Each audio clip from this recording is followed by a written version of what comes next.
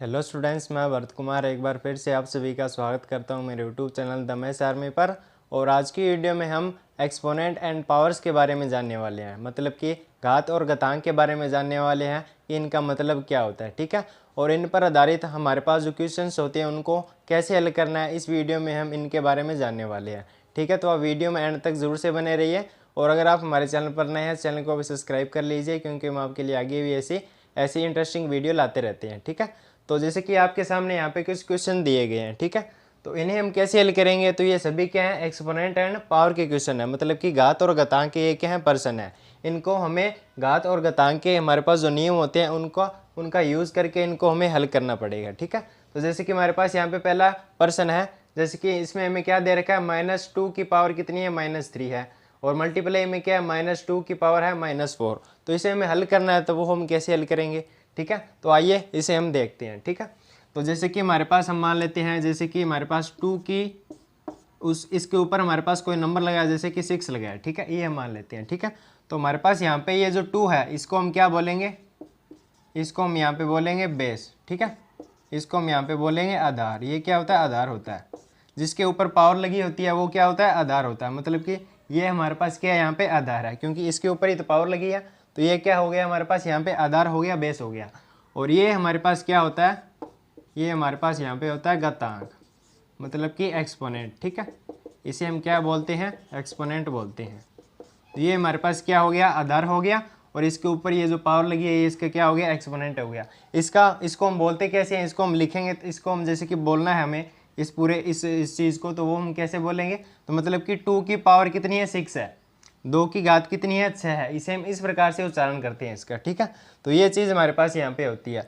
तो इन्हें हल करने के लिए हमारे पास यहाँ पे कुछ रूल होते हैं, जैसे कि इसको अगर हम हल करेंगे तो इसका तो हमारे पास सीधा सा मतलब क्या है कि 2 का हमें 6 बार इस प्रकार से मल्टीप्लाई करना है। ठीक है, इस प्रकार से हमें मल्टीप्लाई कर देना है। ठीक है, लेकिन अगर हमारे पास इस प्रकार से ये 2 मल्टीप्लाई में इस प्रकार से आ जाए, 2 संख्याएं आ जाए मल्टीप्लाई में, और उनके ऊपर उनकी कुछ पावर्स है, तब इनको हम कैसे हल करेंगे। तो इसके लिए हमारे पास यहाँ पे ये फॉर्मूला दिया गया है। जैसे कि हमारे पास यहाँ पे क्या है, a की पावर अगर m है, इसको हमें मल्टीप्लाई करना है a की पावर n से, तो इसका आंसर क्या हो जाएगा, तो इसका सोल्यूशन हो जाएगा, इन दोनों की पावर्स हमें यहाँ पे ऐड कर देनी है, और बेस हमारा वैसे का वैसा है। ठीक है, जैसे कि यहाँ पे a क्या है, यहाँ पे a है कोई नॉन जीरो रेशनल नंबर।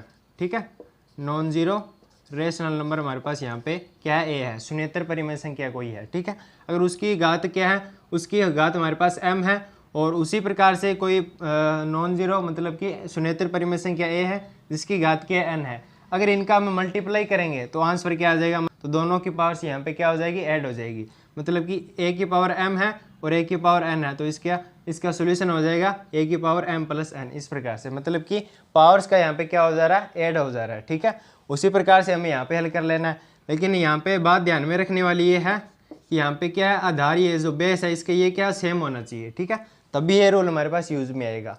इसके और भी रूल होते हैं, जिनमें अगर हमारे पास ये जो बेस होता है वो अलग अलग भी होता है। ठीक है, इस प्रकार से अगर ये डिवाइड में आ जाए, जैसे कि a की पावर m, a की पावर n, इस प्रकार से, तो इस प्रकार से भी इसका एक अलग रूल बनता है। उनको हम आगे की वीडियोस में डिस्कस करेंगे।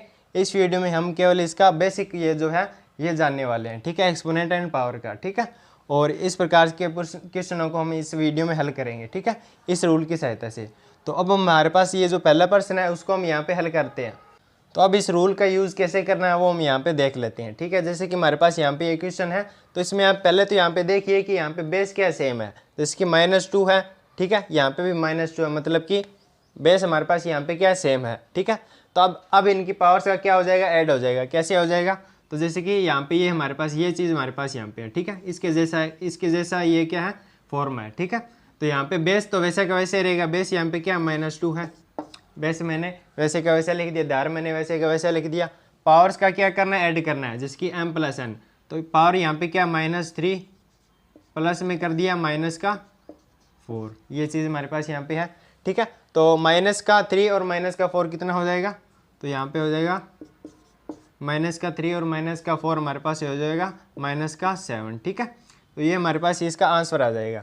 -2 की पावर कितनी हो जाएगी, -7। ठीक है, हमें पता है कि जैसे कि हमारे पास अगर कोई संख्या जैसे कि 2 की पावर -1 है, तो इसको हम कैसे लिख सकते हैं, तो इसको हम इस प्रकार से लिख सकते हैं। मतलब कि इसकी पावर है ये क्या है, माइनस में है, तो ये नीचे इसके भाग में आ जाएगी, भाग में आने के बाद इसकी पावर क्या हो जाएगी, प्लस का हो जाएगी। इस प्रकार से जैसे कि हमारे पास 3 की पावर है -5, ठीक है। तो अगर इस पावर को प्लस करना है तो इसका मतलब क्या है कि 3 यहाँ पे क्या आ जाएगा, बटे में आ जाएगा, मतलब कि अब ये पावर यहाँ पे क्या हो जाएगी, प्लस की हो जाएगी।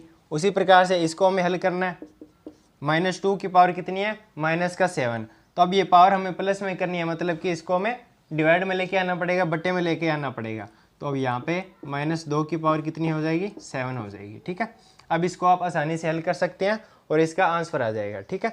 इसको हम हल करेंगे तो क्या आ जाएगा हमारे पास यहाँ पे, जैसे कि हमें -2 का 7 बार यहाँ पे मल्टीप्लाई करना है, ठीक है।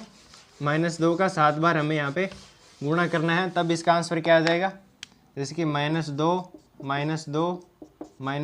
3 बार हो गया, 4 5 6 और 7, इस प्रकार से 7 बार मल्टीप्लाई करना है, ठीक है। तो ये माइनस है, ये माइनस कैंसिल, ठीक है, ये माइनस है, ये माइनस कैंसिल, ये माइनस है, ये माइनस कैंसिल, मतलब कि आंसर हमारे पास यहाँ पे क्या आएगा, माइनस का आएगा, क्योंकि ये माइनस हमारे पास यहाँ पे बच रहा है, ठीक है।